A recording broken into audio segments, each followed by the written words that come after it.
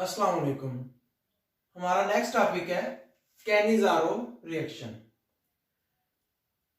इस रिएक्शन में हम बेसिकली उन एल्डिहाइड्स की बात करेंगे जिनके पास अल्फा हाइड्रोजन नहीं होता।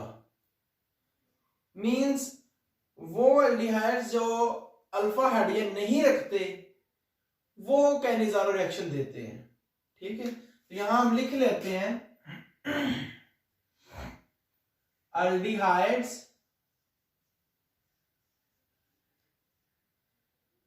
which have no alpha hydrogen. ऐसे एल्डिहाइड्स जिनके पास अल्फा हाइड्रोजन नहीं होता वो कौन सा रिएक्शन देते हैं? वो कैनिज़ारो रिएक्शन देते हैं।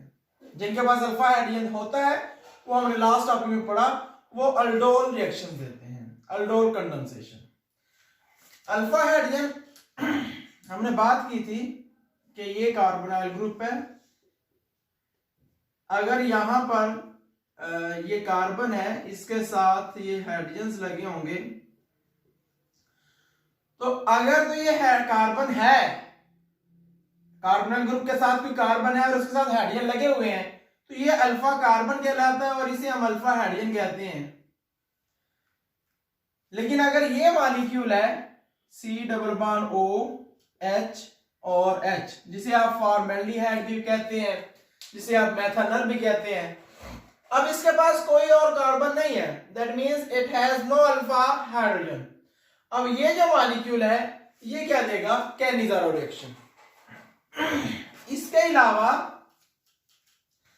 अगर आप देखें तो ये आपके पास होता है बेंजीन रिंग, ठीक है, और इस बेंजीन रिंग के ऊपर हम कार्बोनाइल ग्रुप लगा देते होते हैं।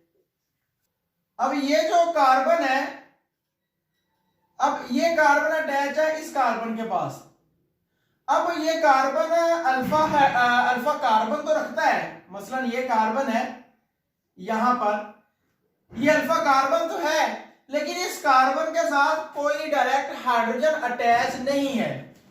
मींस ये कार्बन है, एक बॉन्ड इसका ये है, दो बॉन्ड इसके ये है और चौथा बॉन्ड इसका ये है। कार्बन चार बॉन्ड बना सकता है, चारों बॉन्ड उसने बनाए हुए हैं कार्बन के साथ। That means there is no alpha hydrogen in this benzaldehyde. So ये मॉलिक्यूल भी क्या देगा? ये भी कैनिज़ारो रिएक्शन देता है। ठीक हो गया। उसके बाद दूसरा पॉइंट होता है कैनिज़ारो रिएक्शन के लिए कि ये एक डिस्प्रोपोर्शनेशन रिएक्शन है। ये डिस्प्रोपोर्शनेशन रिएक्शन है, मींस इसमें एक ही टाइप का जो मॉलिक्यूल होगा वो ऑक्सीडाइज भी होगा, ठीक है, उसकी ऑक्सीडेशन भी होगी और उसकी रिडक्शन भी होगी। ठीक हो गया, मतलब एक ही टाइप का मॉलिक्यूल होगा, वो उसी रिएक्शन के अंदर ऑक्सीडाइज भी हो रहा होगा और रिड्यूस भी हो रहा होगा। इस तरह के रिएक्शन को हम कहते हैं डिस्प्रोपोर्शनेशन रिएक्शन। ठीक है, तो ये दो पॉइंट्स आपने ध्यान में रखने हैं और अब हम रिएक्शंस की तरफ आते हैं। रिएक्शन में आप पहले ले लें फॉर्मेल्डिहाइड ही ले लें, ठीक है, ये फॉर्मेल्डिहाइड है। अब ये इसके दो मॉलिक्यूल आपने ले लिए, NaOH की प्रेजेंस में ये रिएक्शन होता है जी। अब होगा क्या, हमारे पास एंड प्रोडक्ट में बनेगा क्या? एक बनेगा CH3OH, ठीक है, और एक बनेगा आपके पास HCOONA।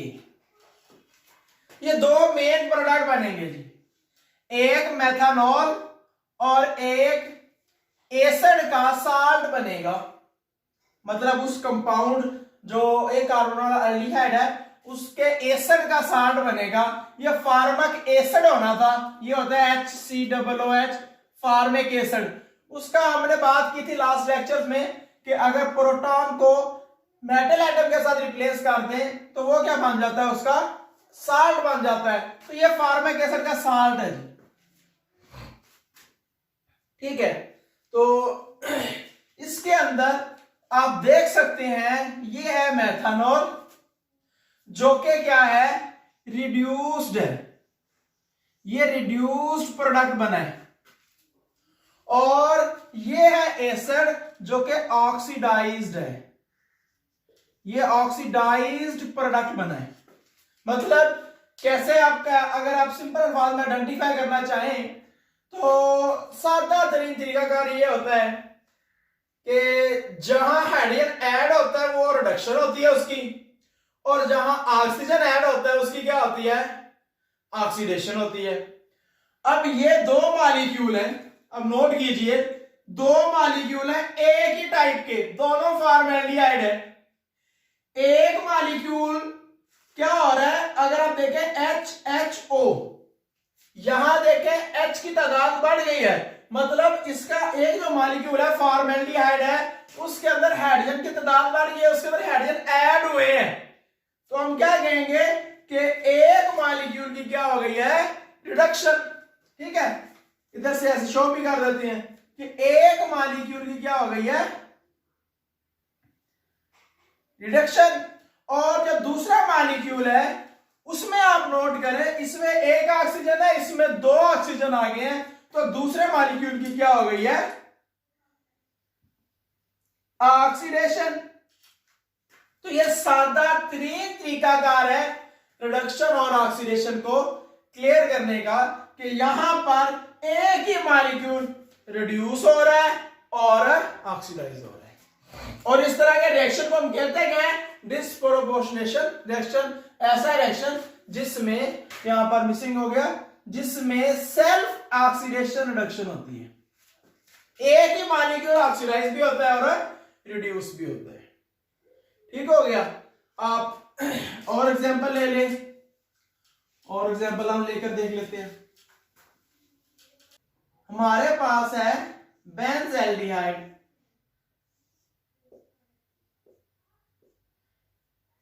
यहां पर इसके दो मॉलिक्यूल हमने यूज किए, NaOH की मौजूदगी में रिएक्शन हुआ और आपके पास क्या बनेगा, एक मॉलिक्यूल CH3OH में कन्वर्ट हो गया, सॉरी CH2OH में कन्वर्ट हो गया, और दूसरा मॉलिक्यूल हमारे पास ये बेंजीन रिंग ही है, और दूसरा मॉलिक्यूल हमारे पास COO, इस तरफ को लिख देते हैं COONA, इसमें कन्वर्ट हो गया। ठीक है, तो एक मॉलिक्यूल की क्या हो गई है, रिडक्शन हो गई है, और दूसरी मॉलिक्यूल क्या हो गई है, ऑक्सीडेशन हो गई है। इसे आप लिख सकते हो रिड्यूस्ड प्रोडक्ट। ठीक है, और इसे आप लिख सकते हो ऑक्सीडाइज्ड प्रोडक्ट।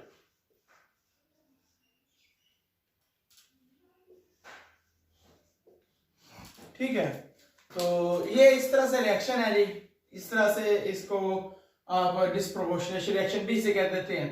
अब हम करते हैं कैनिज़ारो रिएक्शन का मैकेनिज्म। मैकेनिज्म है जी,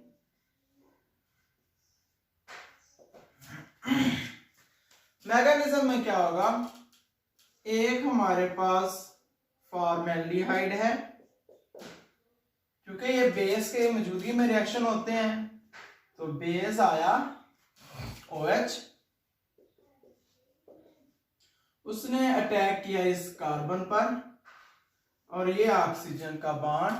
अब यहां पर ये चूंकि एक पाई बॉन्ड है, तो जो पाई बॉन्ड है वो ऊपर जाता है, सिग्मा बॉन्ड कभी भी इतनी जल्दी ब्रेक होकर ऊपर नहीं मूव करेगा।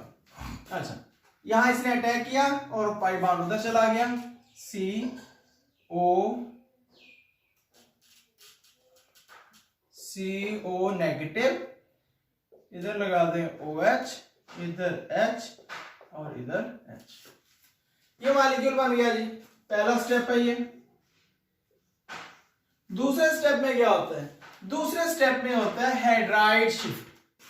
ठीक है, हाइड्राइड शिफ्ट होता है। अब हाइड्राइड शिफ्ट होता क्या है इसके बारे में हम देखते हैं। ये फॉर्मेल्डिहाइड दूसरे वाला आ गया, हमने कहा था 2 फॉर्मेल्डिहाइड यूज होंगे। ठीक है, C है, O नेगेटिव है, H है, OH है, H है। यहां से ये ऑक्सीजन अपने आप को नॉर्मलाइज करने के लिए यहां से अपना वापस बॉन्ड रिकवर करता है। और जब ये बॉन्ड रिकवर करेगा, अब देखिए कार्बन तो स्टेबल था, पहले ही नॉर्मल था, तो जब ऑक्सीजन अपना बॉन्ड इधर लेकर आएगा तो कार्बन के 5 बॉन्ड हो जाएंगे। अब 5 बॉन्ड तो कार्बन नहीं रख सकता, उसके पास है ही इलेक्ट्रॉन टोटल 4 है, ना उसके पास कोई एक्स्ट्रा ऑर्बिटल है, ना कोई एक्स्ट्रा उसके अंदर कोई सबशेल है कि कोई डी सबशेल है, कुछ ऐसा हो, ऐसा कुछ नहीं है, तो कार्बन 4 बॉन्ड ही बनाएगा। तो क्या होगा, कार्बन को नॉर्मलाइज रखने के लिए यहां से हाइड्रोजन अपना बॉन्ड लेकर जाएगा। ये बात क्लियर कर लें, एक होता है हाइड्राइड, एक होता है हाइड्राइड और एक होता है हाइड्रोजन। हाइड्रोजन उसे आप हाइड्रोजन आयन, उसे आप प्रोटॉन भी कहते हैं। हाइड्राइड आयन का मतलब होता है H नेगेटिव, ठीक है, और प्रोटॉन का मतलब होता है H पॉजिटिव। H पॉजिटिव जब शिफ्ट होगा इसका मतलब ये होता है कि ये अपने इलेक्ट्रॉन्स देकर जाता है, अपने मॉलिक्यूल के अंदर से इलेक्ट्रॉन्स कभी भी लेकर नहीं जाएगा। ये एक डिफरेंट कंडीशन होती है, कुछ स्पेसिफिक रिएक्शंस होते हैं, और ये चंद एक रिएक्शन ऐसे होते हैं जिसमें हाइड्रोजन मजबूरन अपने इलेक्ट्रॉन्स लेकर जाता है। यहां पर ऑक्सीजन इसको मजबूर कर रहा है हाइड्रोजन को कि ये बॉन्ड सारा लेकर जाए, क्योंकि ना तो इसके साथ कोई और इलेक्ट्रोनेगेटिव एलिमेंट लगा है जो इसके इलेक्ट्रॉन्स को अपनी तरफ ले ले, और ना ये हाइड्रोजन अब इधर रह सकता है। ठीक है, तो होगा क्या, यहां से ये पार्शियल पॉजिटिव, ये पार्शियल नेगेटिव, यहां से हाइड्रोजन फिर अपना बॉन्ड लेकर आएगा और इस कार्बन पर अटैक कर देगा अपने बॉन्ड के साथ, और ये बॉन्ड इधर शिफ्ट हो जाएगा। ठीक है, तो आगे बनेगा क्या वो देख लेते हैं जरा। हमारे पास बनेगा carbon O negative, H H H, 3 H आ गए, और ये हमारे पास क्या बन गया, प्लस बन गया जी H C double bond OH। ये चीज, ये हमारे पास फॉर्मिक एसिड हो गया। ये हमारे पास क्या कहलाएगा, इसे हम पढ़ेंगे मेथॉक्साइड। ठीक है, ये फॉर्मिक एसिड है। अब मेथॉक्साइड है, ऑक्सीजन न्यूट्रल नहीं है, वो नेगेटिव फॉर्म में है। अब ये ऑक्सीजन अपने आप को स्टेबलाइज करना चाहेगा, तो ये कैसे करेगा ये हम अगले स्टेप में देख लेते हैं। हमारे पास है थर्ड स्टेप कि ये मेथॉक्साइड जो है कैसे अपने आप को नॉर्मलाइज करेगा। C है, ऑक्सीजन नेगेटिव है, H है, प्लस फॉर्मिक एसिड है HOC डबल बॉन्ड OH, ये पार्शियल पॉजिटिव, ये partial negative, partial positive, partial negative, ये पार्शियल पॉजिटिव ही होगा। अच्छा, अब यहां पर क्या होगा, एसिड का काम क्या होता है, प्रोटॉन देना। अब ऑक्सीजन बहुत ज्यादा मजबूर है, वो टेंशन में है कि उसने अपने आप को नॉर्मल करना है, तो क्या करेगा वो, यहां से ये जो हाईली इलेक्ट्रोपॉजिटिव हाइड्रोजन एटम है वो इसको निकाल लेगा। ठीक है, अब ये हाईली इलेक्ट्रोपॉजिटिव क्यों है, क्योंकि एक ऑक्सीजन ये है जो इसके इलेक्ट्रॉन्स को अपनी तरफ खींच रहा है, और एक ऑक्सीजन ये है जो इस तरफ को इफेक्ट लगा रहा है उसके साथ मिलके, मतलब 2 ऑक्सीजन एटम इस हाइड्रोजन को इस तरफ को उसके इलेक्ट्रॉन्स को पुल कर रहे हैं। ठीक है, तो हमारे पास क्या होगा, हाइड्रोजन मजबूर हो जाएगा ये अटैक करेगा हाइड्रोजन पर और ये बॉन्ड पूरे का पूरा ऑक्सीजन पर चला जाएगा। यहां पर भी आप क्लियर कर सकते हैं, पिछले स्टेप में हाइड्राइड शिफ्ट हुआ था, यहां पर हाइड्रोजन आयन शिफ्ट हुआ है, प्रोटॉन शिफ्ट हुआ है। ठीक है, तो ये यहां से आप क्लियर कर सकते हैं, यहां से बॉन्ड जा रहा है, वहां पर हाइड्रोजन बॉन्ड लेकर जा रहा था। ठीक है, यहां पर बॉन्ड हाइड्रोजन जो है वो देकर जा रहा है। ठीक है, तो यहां पर देखें ये आगे अगले स्टेप में क्या होगा, CH3OH मेथानोल बन चुका है जी, प्लस हमारे पास क्या बनेगा, C डबल बॉन्ड O, यहां पर H है और O नेगेटिव। अब ये बन गया, अब ये फॉर्मेट आयन बन गया है, फॉर्मेट आयन। अब इसने अपने आप को नॉर्मलाइज करना है, तो क्या होगा, इसके अंदर हम ऐड कर देंगे, ये थर्ड स्टेप था, ये 4, इसके अंदर हम ऐड क्या करेंगे, HC double bond O negative, NaOH, NaOH जो हमने कहा था यूज होगा, वो इसमें हम ऐड करेंगे। अब ऑक्सीजन तो जो है वो Na को ले लीजिएगा साथ, क्योंकि जब वो आयनाइज होगा हाइड्रोक्सिल आयन अलग हो जाएगा और वो अलग हो जाएगा, और ये बन गया sodium salt of formic acid,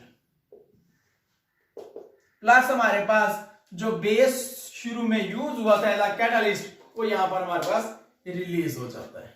ठीक है, तो ये था जी सारे का सारा स्केच कि किस तरह से काइनेजोर रिएक्शन जो है वो स्टेप बाय स्टेप कंप्लीट होता है। ठीक है, अब हमारे पास एंड प्रोडक्ट दो बन चुके हैं, एक मेथानॉल जो हमारे प्रोडक्ट में था और दूसरा सोडियम सोडियम साल्ट और फॉर्मिक एसिड। ये दो प्रोडक्ट हमारे रिएक्शन में मौजूद थे, तो ये दोनों हमारे पास बन चुके हैं।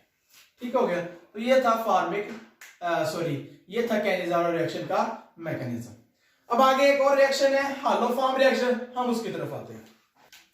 हालोफॉर्म रिएक्शन है जी,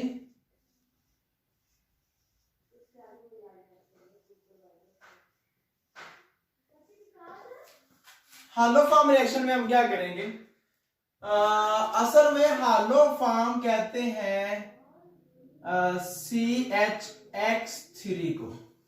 ये एक हालोफॉर्म है जिसमें कार्बन के साथ 3 हैलोजन अटैच हों। ठीक है, अब कौन कौन से हालोफॉर्म्स हो सकते हैं आप यहां पर देख ले, CH F3 CH CH Cl3, उसके बाद CH Br3, इसके बाद CHI3। ठीक है, ये है जी ये फ्लोरोफॉर्म हो गया, ये क्लोरोफॉर्म हो गया, ब्रोमोफॉर्म हो गया और आयोडोफॉर्म हो गया।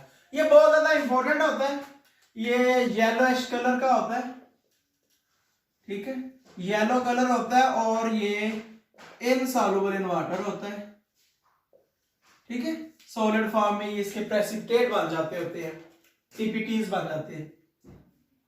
ठीक है, तो इस केमिकल की वजह से ये जो हालोफॉर्म रिएक्शन है ये बहुत ज्यादा इंपॉर्टेंट है इन लेबोरेटरी रिएक्शंस। लेबोरेटरी के अंदर आप बहुत से ऐसे रिएक्शंस करवाते हैं जिसमें आपने आइडेंटिफिकेशंस करनी होती है। तो पहले हम बात कर लेते हैं कि जो हालोफॉर्म रिएक्शन है ये कौन देगा, acid aldehyde and methyl ketones. बस ये है जी दो केमिकल्स जो हालोफॉर्म रिएक्शन देंगे। इसका मतलब क्या हुआ, इसका मतलब यह हुआ कि एसिड एल्डिहाइड बाकी एल्डिहाइड से सेपरेट करने के लिए, डिस्टिंग्विश करने के लिए भी यूज किया जा सकता है ये रिएक्शन। इसके अलावा कोई भी ऐसा कीटोन जिसमें एक मिथाइल ग्रुप मौजूद हो, उसको दूसरे कीटोन से आइडेंटिफाई करने के लिए, अलग करने के लिए भी ये रिएक्शन यूज होगा। इसके अलावा सिर्फ प्राइमरी अल्कोहल्स के अंदर एथानॉल फ्रॉम प्राइमरी अल्कोहल्स और कोई भी ऐसी सेकेंडरी अल्कोहल जिसके अंदर मिथाइल ग्रुप हो वो भी इससे डिस्टिंग्विश हो सकती है। तो हमारा मेन कंसेप्ट तो एसिटाल्डिहाइड, क्योंकि हमारा टॉपिक चैप्टर का नाम ही एल्डिहाइड्स एंड कीटोन्स है, और मिथाइल कीटोन पर रहेगा। लेकिन आपकी बुक में यहाँ पर थोड़ा सा टच एथेनॉल का दिया हुआ है, तो वो भी हम डिस्कस कर लेंगे, एथेनॉल और मेथनॉल का कंपैरिजन। इसके अलावा आपको ये बताते चले कि ये जो आइडोफार्म है इसके नाम से टेस्ट होता है आइडोफार्म टेस्ट, जो इन रिएक्शंस को आइडेंटिफाई करने के लिए यूज होता है। मतलब अगर आपने एसिटाल्डिहाइड को किसी और एल्डिहाइड से आइडेंटिफाई करना होगा तो हम हाइड्रोफॉर्म रिएक्शन करेंगे उसका आयोडीन की मदद से, और उसके अंदर जो डिस्टिंग्विशन होगी इस रिएक्शन को क्या कहेंगे या इस टेस्ट को क्या कहेंगे, आयोडोफॉर्म टेस्ट। और इस तरह एथेनॉल मेथनॉल को भी अलग करने के लिए जो हम हाइड्रोफॉर्म रिएक्शन करेंगे वो आयोडोफॉर्म टेस्ट होगा, जब उसमें हम आयोडीन का इस्तेमाल करेंगे। ठीक है, तो बहुत सिंपल और सीधा सीधा रिएक्शन है, हम करते हैं। हमारे पास है RC≡OCH3 प्लस है हमारे पास X2 प्लस हमारे पास है NaOH। 3 मॉलिक्यूल इसके यूज होते हैं, 4 मॉलिक्यूल इसके, और हमारे पास प्रोडक्ट में बन जाता है CHX3 प्लस हमारे पास बन जाता है RCOONA प्लस बन जाता है NaX, और प्लस एंड पर हमारे पास क्या बन जाता है, वाटर। अब ये रिएक्शन है, अब इसमें ये जो बना है ये है हमारे पास हॉलो फॉर्म, सही है। ये अलग से बाई प्रोडक्ट्स है बन जाते हैं, ये सोडियम साल्ट्स हैं, ये भी सोडियम साल्ट कहलाएगा, ये वाटर बन जाता है। तो इसमें ये भी लिख लें कि यहाँ पर इसके 3 मॉलिक्यूल बनते हैं और इसके 4 मॉलिक्यूल बनते हैं। ठीक है, तो ये रिएक्शन है जी, वेरी सिंपल। इसमें हमने ये कॉमन एल्डिहाइड यूज किया जिसके अंदर मिथाइल ग्रुप है। आर का मतलब यहाँ क्या हो सकता है, इसका मतलब यहाँ H भी हो सकता है, H होगा तो ये एसिटाल्डिहाइड होगा। इसके अलावा इसमें कोई भी कीटोनिक ग्रुप, मतलब आर का मतलब कोई भी लॉन्ग चेन कार्बन आ जाएगी तो वो कीटोन बन जाएगा, तो वो भी यूज हो सकता है। तो हम कोई और केमिकल लेते हैं एग्जैक्ट, उसके जरिए रिएक्शन करवाते हैं जी।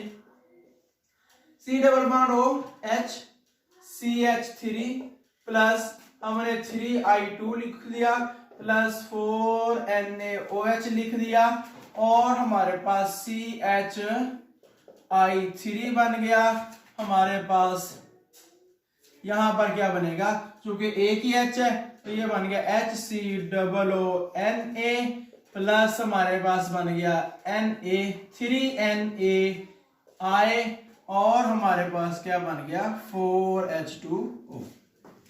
ले, ये हमारे पास मेन प्रोडक्ट बन चुका है।